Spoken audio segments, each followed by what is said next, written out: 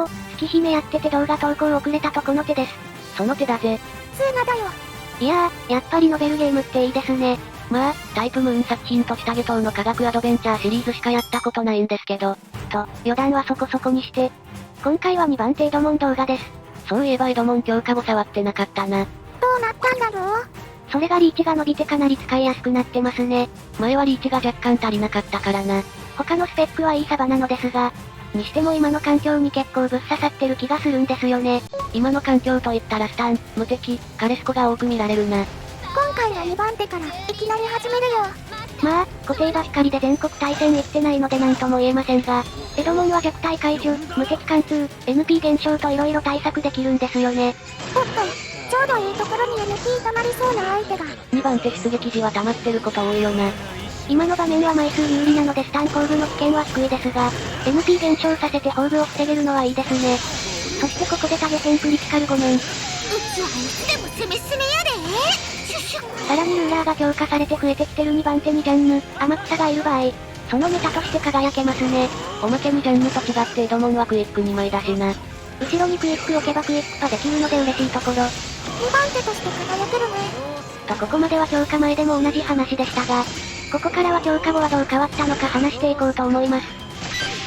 主に初段の攻撃だな。まず、クイック1は攻撃時と2段目の移動距離を伸ばしました。リーチが長くなり途中の伸びも良くなった感じだな。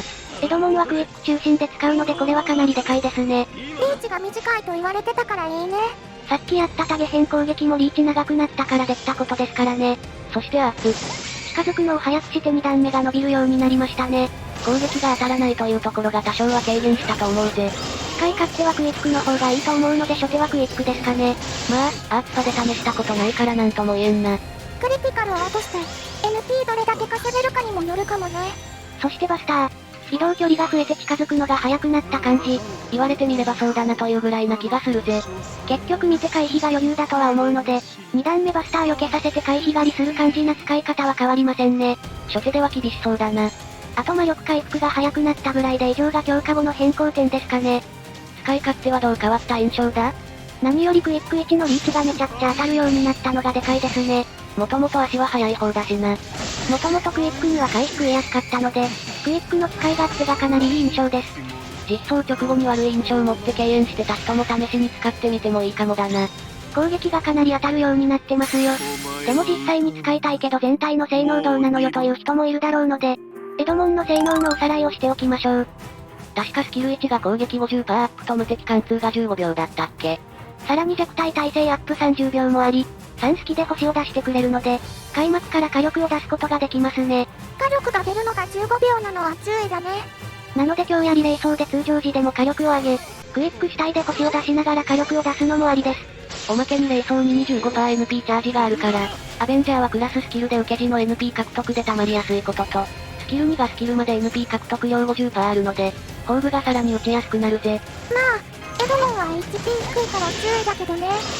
欠点が HP のステータスが低いことなので、フェイタルや霊装、聖杯などで補いたいところだな。なので受けの NP 溜まりやすいことも合わせて、1番手で使うときは日だまりが安定ですね。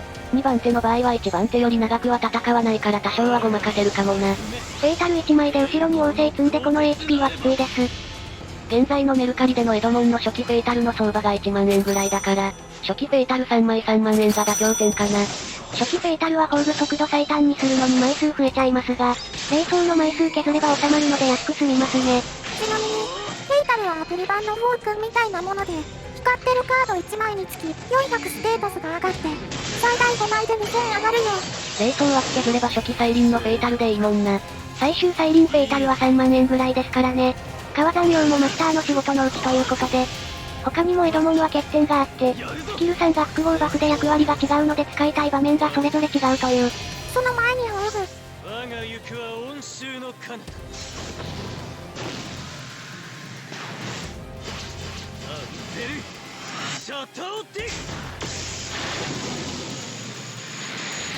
それではスキル3を見ておくと、星出し、NP を減らす、弱体解除ですね。星出しと NP を減らすのは共存できるとして。弱体解除目的だと、スタンまで使えなくなっちゃうね。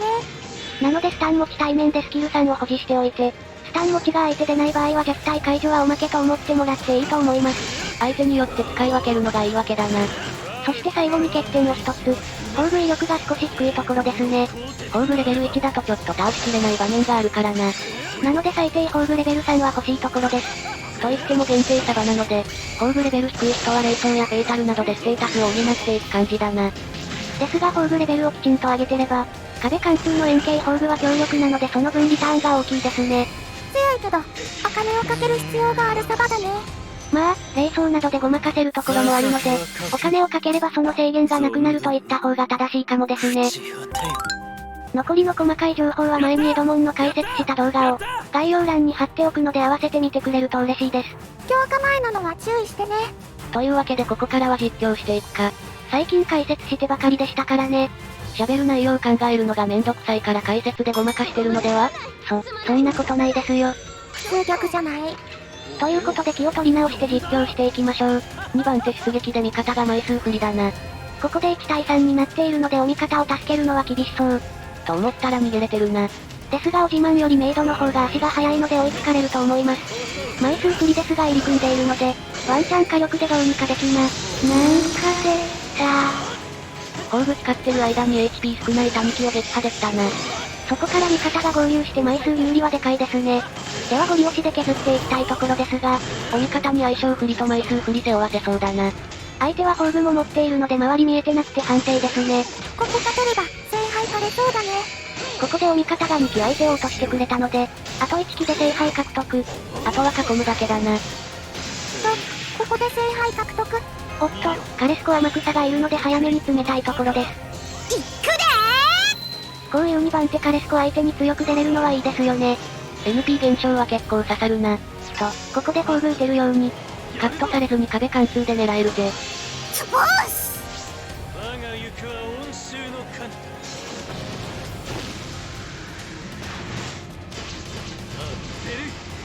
シャタオテ壁貫通宝具はいいですな。安全に宝具打てるからな。というわけであとは天草に宝具打たせないように固めるだけですね。お味方はウブ。そしてタヌキがリスポーンしてきますが、カツアゲしてガッツを剥がすか。回避を読んで回避狩りが決まりますが、魔力6本勢は2回回避できるので避けられる。ここでゲームセット。対戦、ありがとうございました。やった勝ったよ。さて、今回はここまで。最後まで見てくれて、ありがとね。もしチャンネル登録してくれると、ドレイク、伊蔵さん、アストライアを中心に動画を上げていくので、見つけやすくなるぜ。チャンネル登録者1000人目指してるから、応援よろしくね。高評価もお願いします。では、次回の動画でお会いしましょう。バイバイ。